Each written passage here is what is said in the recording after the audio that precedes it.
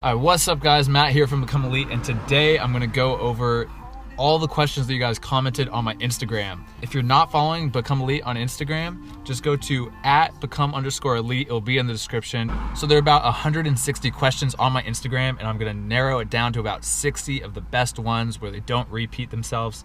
And I'm going to try to answer them as concisely and quickly, like rapid fire as possible. All right, so I'm just gonna get right into it. How much sacrifice does it take to become a professional soccer player?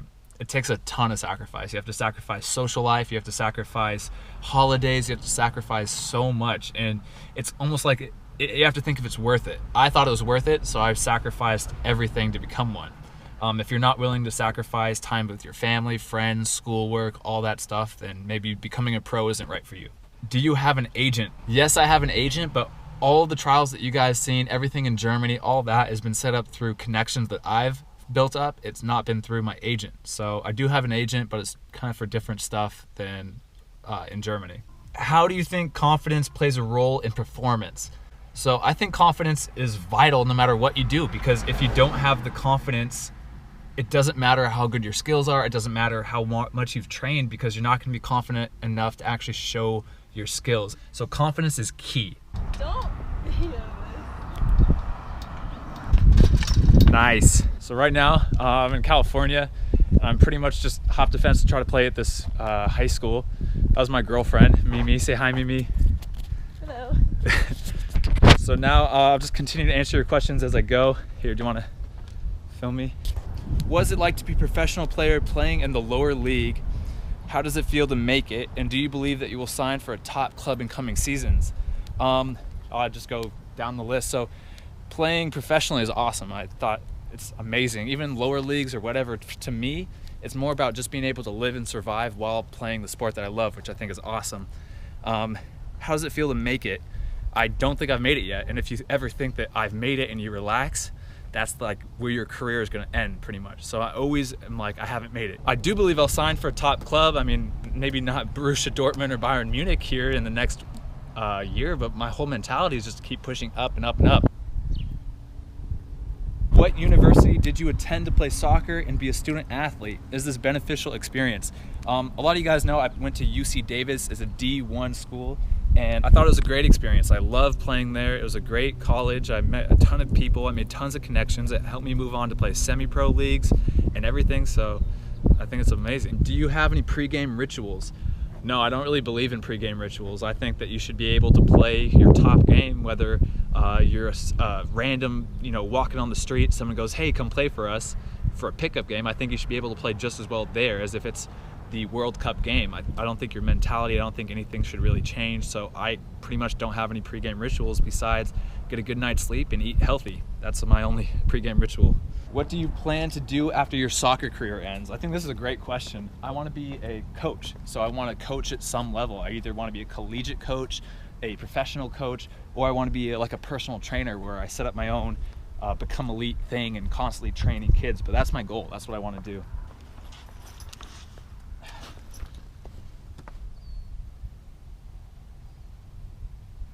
Who was your favorite player when you were a kid? Ronaldinho, for sure. I loved Ronaldinho. I would see the Nike ads of him, and he was just my favorite player by far.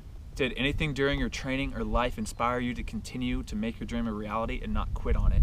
Honestly, like I've said before, I never really was playing soccer with the only goal of becoming a pro. I did it because I loved it, and I just thought if I could keep playing at one higher level, that'd be cool. That was pretty much how I did. So when I was in high school, I was like, if I could play collegiately, just be on a team, that'd be cool. I did that, and then once I was on the team, I was like, if I could be like a leading scorer, that'd be cool. And so I just kept on pushing higher and higher. And so it wasn't like a make it or break it. Like, I'm gonna be a pro when I'm 18 no matter what. I was just like, I just want to play at the highest level possible. And I mean, I had tons of setbacks, but the whole thing was like, I like playing it, so why would I quit no matter what level I ended up at? Nike or Adidas? I'm a big Nike fan. I wear some Adidas cleats, but like right now, Nike is what I always like. I think it's more comfortable. Do you have any pregame training before a big game? And what is your goal in professional soccer? Pregame training, maybe I'll do some light juggling, maybe some like 5v2s if I'm with some people, but so as for goals in professional soccer, it's to play at the highest level that I possibly can. I want to play first division somewhere, but at the same time, I'm just playing and I enjoy the game no matter what I do, and I have tons and tons of goals at different things, but I mean, it's always just to play at the highest level. How do you handle teammates that don't like you? I honestly don't really care if a teammate doesn't like me for a reason, unless I try not to be a mean person to anybody. But if they don't like me because of the way I play or because of my attitude, that's their problem. I don't really care about if I make friends or not. And most of the time, I do find that 99% of my teammates are become really, really close with. So, what separates the top league professionals from the lower league? It's everything. The top league, they're fitter, they're stronger, they're faster, they're more technically sound, they can hit long balls more consistently, their shots are stronger, their shots are more accurate, they can play at a faster pace. Everything just, at that level between a 5th division player and a 1st division player, it's just tiny differences of consistency. And so as you progress higher and higher, everything just gets better and better. So I can't just be like, oh, this one thing is what separates it. It's everything is just collectively slightly better and more consistent. Who's the best player that you've played against and what makes them so good? The best player I played against was probably Giassi. He plays for LA Galaxy and the US men's national team now. He's killing it. He had a great career, but I played against him in college. Or maybe Jordan Morris. I played against Jordan Morris when he was at Stanford, and now he's at the US men's national team. But they're just same thing as I just said. They collectively are a little bit better at everything. They're a little bit stronger. They're a little bit faster. They have more consistent touches. They have more consistent long balls. They just take over the game. So it's not like it's one little thing that makes them better. It's collectively all of their skills and all of their athletic attributes are just slightly better than everybody else.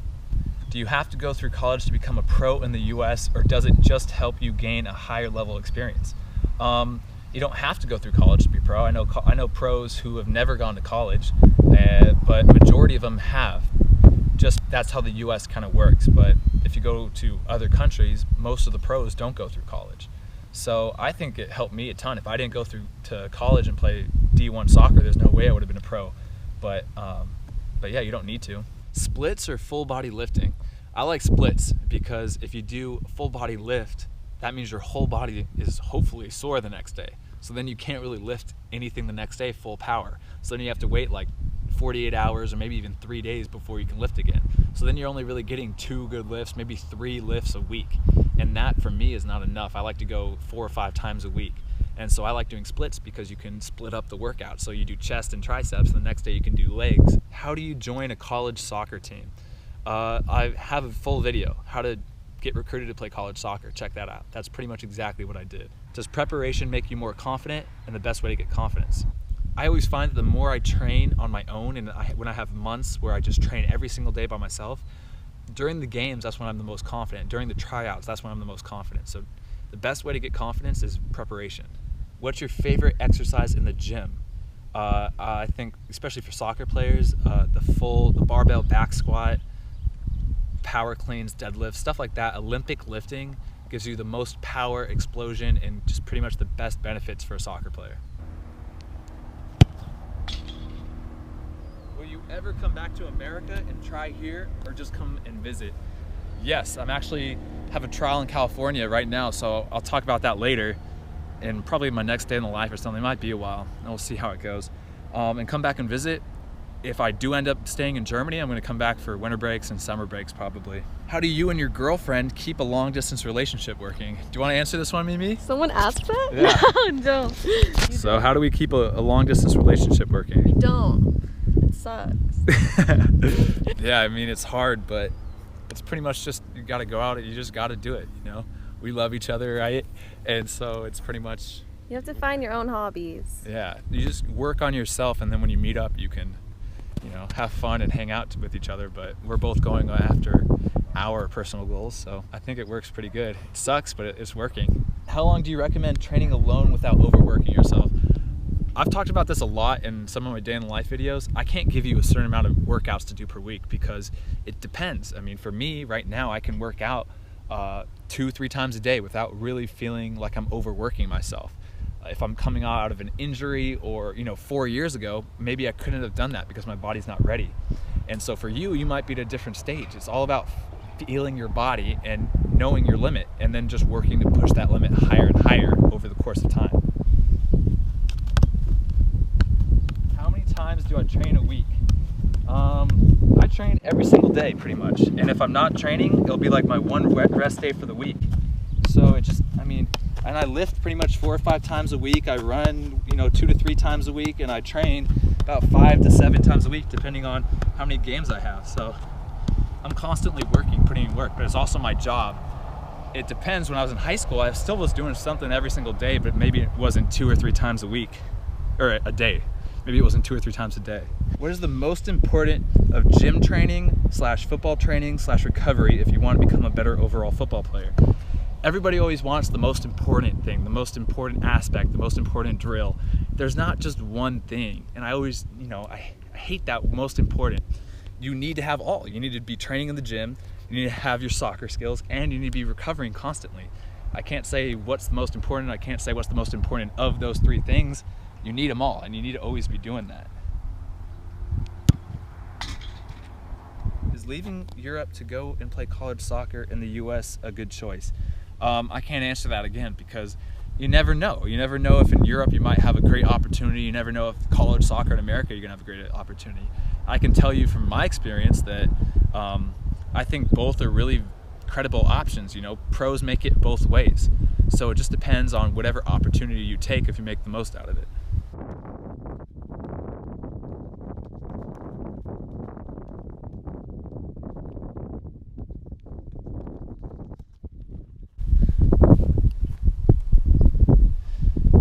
What are the most important factors to get scouted for academy? Everything. You got, no matter what level you want to be scouted for, if it's academy, college, or professional, you're going to need to have everything. Coaches just don't look out and go, I want an athlete, or I just want a player who can dribble really well. What type of training do you do on the gym? Hypertrophy, power, etc. How do you train? I do hypertrophy training, where I go for size and mass, because sometimes I want to maybe gain a little bit of muscle mass. I do power training for explosion. I mix it up. It's like, it's the same way I train for soccer. It's not like I just do one type of drills to work on one specific thing of soccer. It's the same kind of with weightlifting. I'll do an 8-week power phase. I'll do an 8-week hypertrophy phase. I'm always constantly mixing up, because I think you need everything. I just finished my training session. Pretty good. I'll just continue to answer questions now. Are you from the United States? Yes. If yes, did you go to college and play? Yes, UC Davis. If yes, what was your GPA going into college, and did you get a scholarship? My GPA going into college was a 3.8, unweighted. Weighted, it was like a 4.1, 4.2. And did I get a scholarship? Yes, I did. All the drills you do, what do you think are the best ones? Just like the other questions about what do you need to be the best player, it's kind of like along the same lines. There's no one drill. There's every drill. If there was just 2 or 3 drills that are the best drills to do, I wouldn't have an Instagram or a YouTube channel showing you tons and tons of drills to do. So you really have to do everything to hit all aspects of your game. How did you adjust to living abroad? It's a pretty good question. I didn't know any of the language in Germany. I didn't know German at all. So I definitely had to learn that. But other than that, no matter where you go in the world, it's pretty much the same. You order food, you live, and you just make friends. Soccer is kind of like a universal language, so I guess that helped me out a lot. What would be your dream team to play for in Germany? I'd say Borussia Dortmund would probably be my dream team. I think that's an amazing team with an amazing atmosphere, and I think it just really represents German soccer. How do you make a soccer highlight video? To make a highlight video, you get footage of yourself playing, either with your parents or the team that you're playing for will get the clips. I had my parents do it all in high school, just film me, and then after each game I just sat down in iMovie, I cut up the clips of wherever I did well, and I put it into a video, all through iMovie. It's pretty simple just to make a video. Once I got that, I uploaded it to YouTube, and then I sent the YouTube link out to coaches. How do you get the motivation to train so long and hard? For me, it doesn't really take motivation, because I see my dreams and my goals. I have ambition, I have goals that I want to achieve, and I can only achieve those goals if I train hard and long. And so it's not like I wake up every day and be like, dang it, it's just so much now like a part of my routine. I guess I envision my being successful in the future, and that motivates me.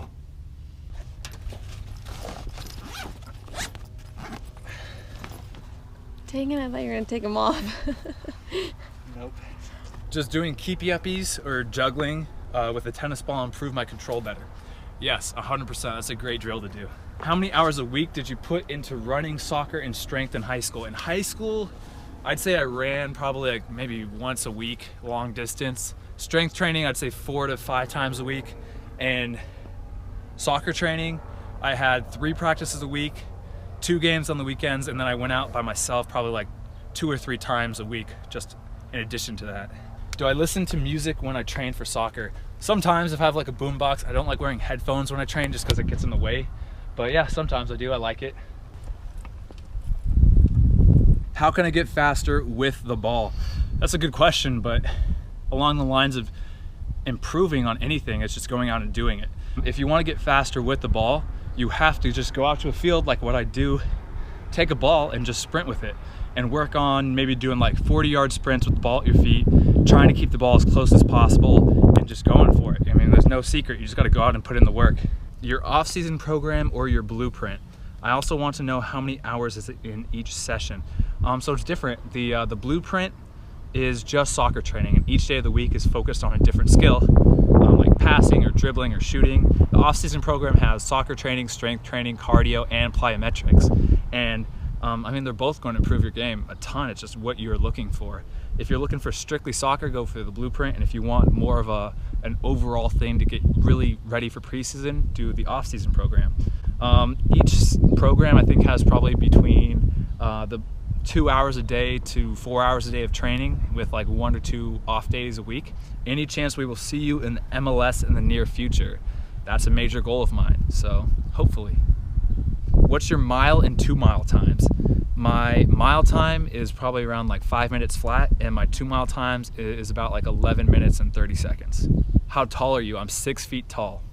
Do you call to the teams where you want to go for trial and play, or do they do it?